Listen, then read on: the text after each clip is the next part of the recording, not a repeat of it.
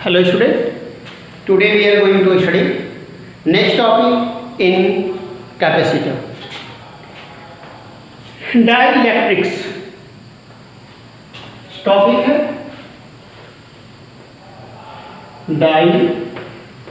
dielectrics. Dielectrics. Suppose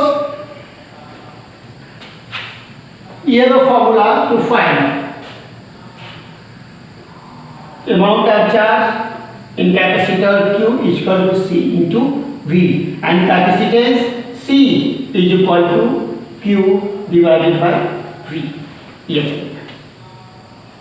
suppose कर लो अगर if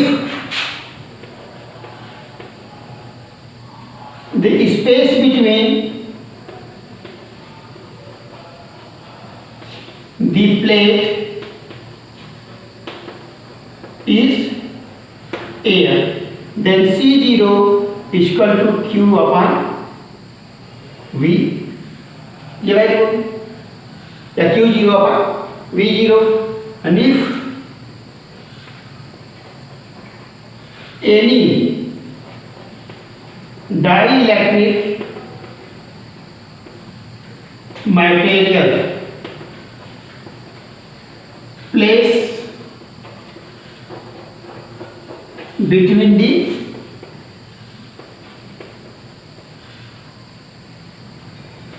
plate, then C is equal to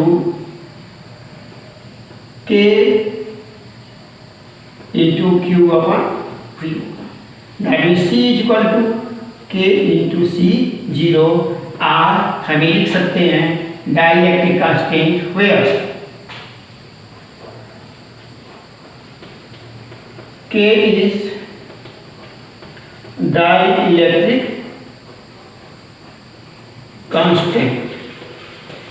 So K is equal to C upon C naught.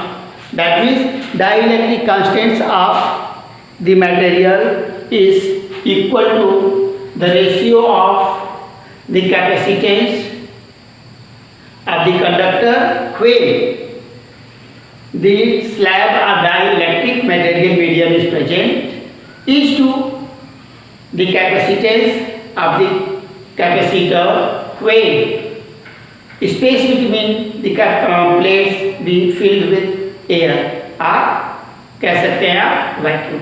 तो ये हुआ आपके लिए कैपेसिटर डाइलेक्ट्रिक कांस्टेंट की वैल्यू को फाइंड आउट करने के लिए.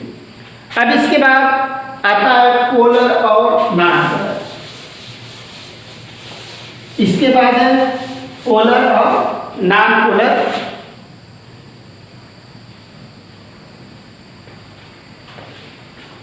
Polar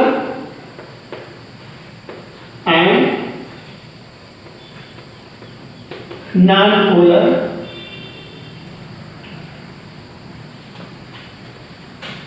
dielectric molecule.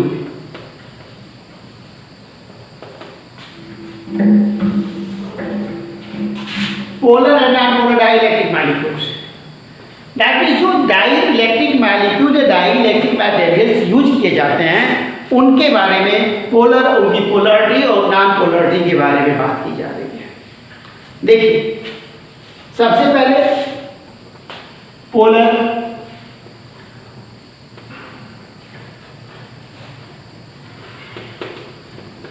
Dielectric molecule. Polar dielectric molecules में ये होता है कि जो भी मॉलिक्यूल्स होते हैं वो अलग अलग मटेरियल्स में बने होंगे, अलग अलग मैटर के बने हुए होंगे. अगर सेम मैटर के बने हुए होंगे तो वो पोलर मॉलिक्यूल नहीं कहे जाएंगे. इसमें होता क्या है कि जब दो पोलर मॉलिक्यूल, जैसे इसके एग्जांपल है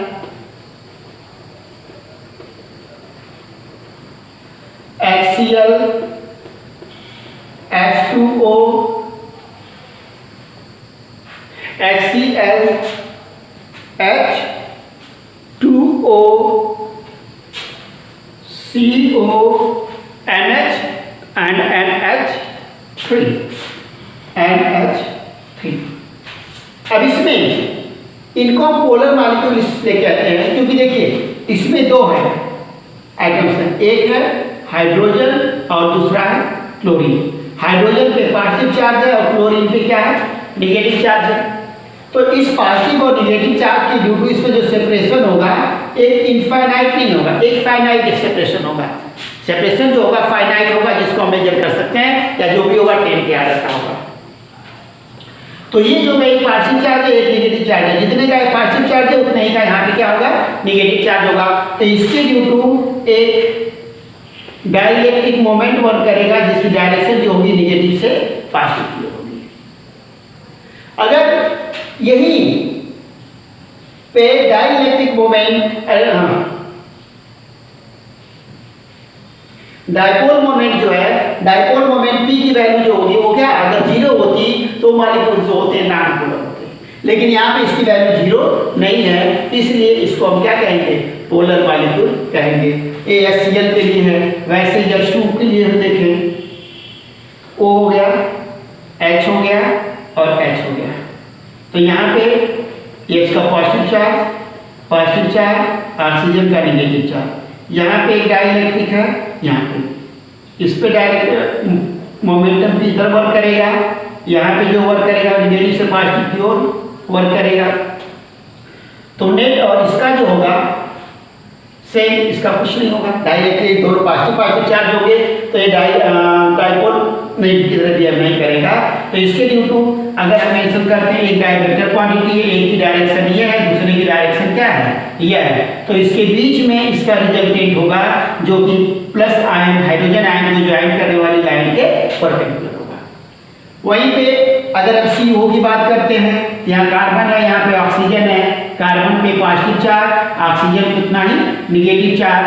तो ये डाइलेक्ट्रिक डाइपोल मोमेंट जो होगा इसकी डायरेक्शन ये होगी। तो ये सब जो हैं पोलर मॉलिक्यूल हैं, मतलब इनके जो आइटम्स है, दोनों आइटम है, उनके जो अलग अलग उनके जो न्यूक्लियाई है, उनके जो मास है और पर्टिकुलर डिस्टेंस पर अलग अलग वर्क कर रहे हैं। यह कह सकते हैं कि यह क्या है, एक डाइपोल मोमेंट की तरह बिहेव करेंगे और ये क्या होंगे, पोलर होंगे। अगर नॉन पोलर की बात करें,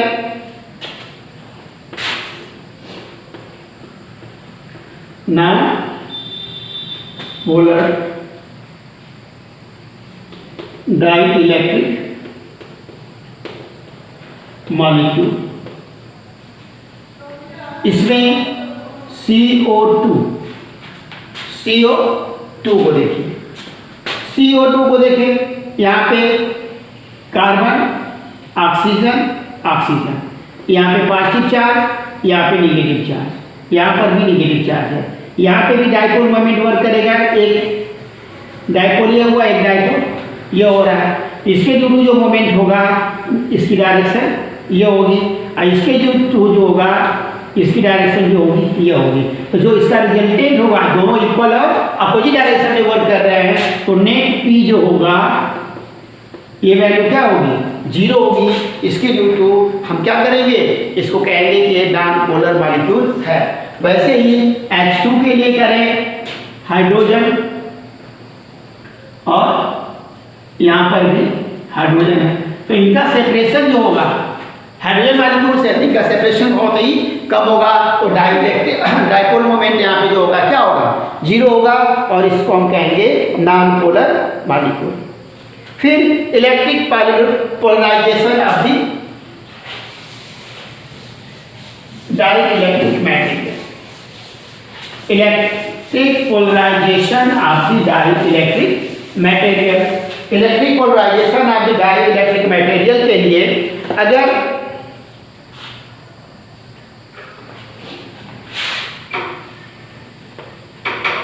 इलेक्ट्रिक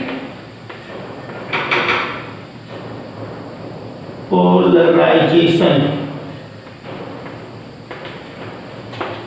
ऑफ मैटर, कोई डाइइलेक्ट्रिक मटेरियल है, अगर उसको हम रखते हैं, कोई भी मैटर है, अगर यहाँ पे रखते हैं तो उसके मॉलिक्यूल्स जो होंगे ये रैंडमली मूव करते रहते हैं, उनकी डायरेक्शन जो होती है कोई पर्टिकुलर डायरेक्शन नहीं होती है। कब, जबकि यहाँ पे इस डाइइलेक्ट्रिक मटेरियल को कोई इलेक्ट्रिक फील्ड नहीं है, कोई इलेक्ट्रिक फील्ड नहीं है। अगर उसमें रखते हैं इनका बिहेव जो होगा एक रैंडम डायरेक्शन में मूव करते रहेंगे और इनकी डायरेक्शन जो होगी एक पर्टिकुलर नहीं होगी। लेकिन जैसे ही इनको क्या करेंगे, किसी इलेक्ट्रिक फील्ड में रखेंगे, इनका बिहेव इस तरह से हो जाएगा, एक पर्टिकुलर डायरेक्शन में वर्क करना शुरू करेंगे, लेकिन मूव करना शुरू करेंगे, या इनकी डायरेक्शन जो कि एक पर्टिकुलर होगी, लेकिन इनका एलांगेशन जो होगा पर्टिकुलरली एक दूसरे के पैरेलल नहीं होगा। क्यों? तो इसमें जो थर्मल एलिगेशन होगा उसके ड्यू टू इनकी डायरेक्शन पर्टिकुलर नहीं होगी, लेकिन फिर धीरे धीरे कुछ देर के बाद इनकी डायरेक्शन जो होगी एक दूसरे के पैरेलल हो जाएगी। तो ये मॉलिक्यूल्स जो होते हैं इसकी डायरेक्शन जो होती है रैंडम होती है, ये नॉन पोलर है, यहाँ पे पोलराइजेशन इनका हो गया, इनकी डायरेक्शन जो होगी एक पर्टिकुलर हो गई। फिर इसके बाद है behaviour of the dielectrics in electric field. Behaviour of dielectric in electric field. Suppose कीजिए ये एक पैरेलल प्लेट कैपेसिटर है जिसके ड्यू टू इस पे पॉजिटिव चार्ज होता है, इस पे नेगेटिव चार्ज होगा। इसके बीच अगर हम किसी स्लैब को रख रहे हैं, तो इसके ड्यू जो प्लेट है पॉजिटिव और नेगेटिव, इसके ड्यू टू एक इलेक्ट्रिक फील्ड क्रिएट होगी इस पे। तो इलेक्ट्रिक फील्ड जो क्रिएट होगी तो उसके ड्यू टू इसके पार्टिकल जो होंगे एक पर्टिकुलर डायरेक्शन में इनकी डायरेक्शन हो जाएगी, दूसरे के पैरेलल हो जाएंगे। तो ये पॉजिटिव प्लेट है, तो इसके तरफ जो पार्टिकल आएंगे यहाँ पे निगेटिव, और फिर दूसरी एटम का सेकेंड पार्टिकल जो होगा वो इससे इधर चला जाएगा। ऐसे ही इस तरह से पेयरिंग पॉजिटिव और निगेटिव की पेयरिंग जो होगी हो जाएगी।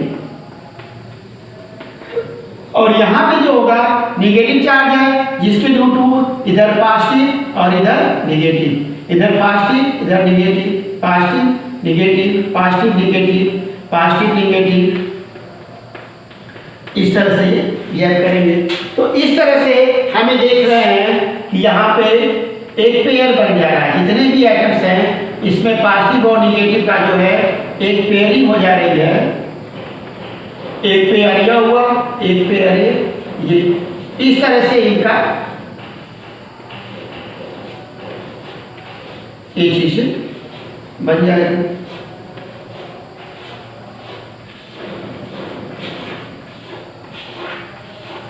अब इसके लिए हमें देखेंगे कि इलेक्ट्रिक फील्ड जो होगी ये वैल्यू इसके बीच इलेक्ट्रिक फील्ड क्रिएट होगी, पोटेंशियल क्रिएट होगा।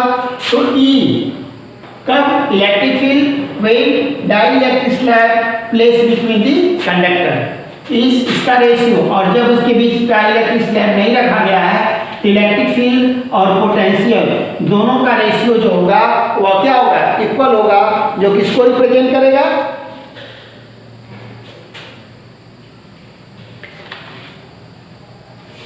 या इसी को हम लिख सकते हैं E0 upon E equal to V not upon V। ये और ये कांस्टेंट जो होगा यहाँ पे देखिए E इक्वल टू होता है Q upon 4 pi epsilon not K into R square, और E नॉट जो होगा ये Q upon 4 pi epsilon not R square होगा। अगर इनको हम डिवाइड करेंगे एक यू सी क्यू कैंसिल हो जाएगा, सब कैंसिल होगा, यहाँ पे की क्या होगा, ये वैल्यू आएगी 1/k। अगर इसी को के नॉट अपॉन ई करेंगे तो ये वैल्यू जो आ रही है क्या है, k के इक्वल है। फिर इसके बाद V0 अपॉन V कर रहे हैं, यहीं पे value V not upon V, ये वैल्यू जो होगी ये होगी C अपॉन C नॉट के इक्वल। वही डाइइलेक्ट्रिक कांस्टेंट K की वैल्यू जो होगी इसके इक्वल हो जाएगी। अब यहाँ पे इन तीनों वैल्यू को करें तो इस तरह से E not upon E equal to V not upon V equal to C upon C not equal to जो होगा के होगा। और के क्या है? उस डाई इलेक्ट्रिक स्लैब या डाई इलेक्ट्रिक मटेरियल का क्या है? वो डाई इलेक्ट्रिक कांस्टेंट है। अब यहाँ पे in the case of the capacitor remain connected with the battery, the electric field and the potential difference does not change, instead of changes on its plate increase by the factor k. Dielectric strength, इसके बाद है dielectric strength।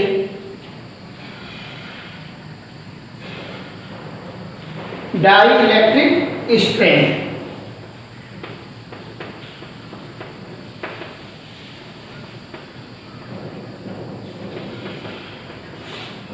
dielectric strength is defined as the maximum value of the electric field that it can tolerate without its electric breakdown.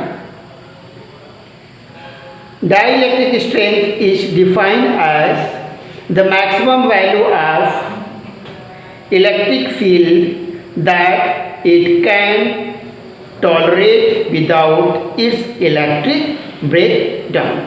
अब इसके बाद permittivity and the relative permittivity of the dielectric. Permittivity and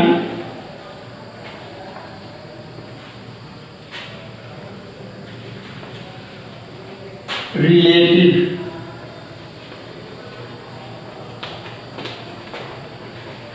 permittivity of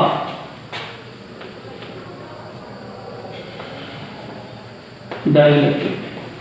इसके लिए अगर हम formula find देखते हैं, electric field at point P at the distance of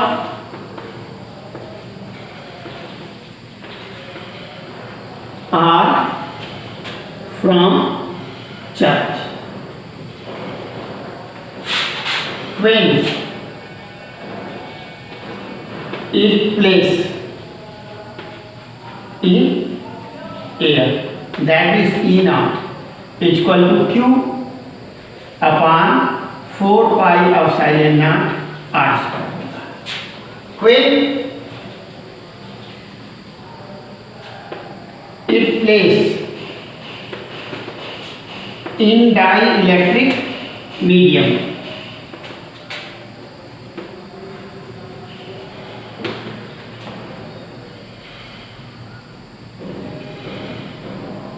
which dielectric constant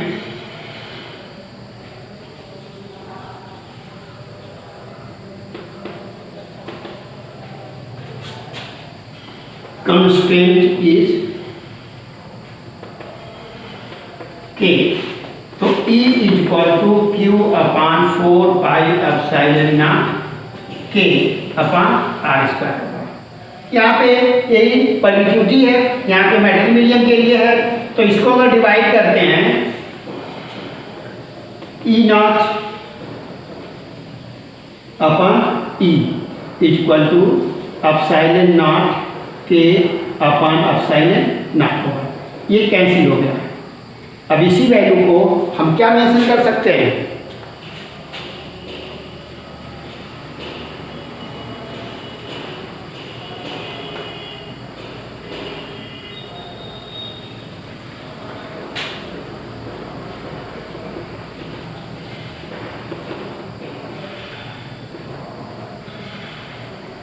ये जो किसके इक्वल होगी, के इक्वल होगी। अब इलेक्ट्रिक परमिटिविटी, इसी को अगर के इक्वल टू फाइंड करें तो इतना अपन ये वैल्यू होगी, इसी को हम कहते हैं डाइलेक्ट्रिक परमिटिविटी। इसी को क्या कहेंगे? डाइलेक्ट्रिक कांस्टेंट, इसको रिलेटिव परमिटिविटी कहेंगे। रिलेटिव परमिटिविटी को हम इससे डिफाइन कर सकते हैं।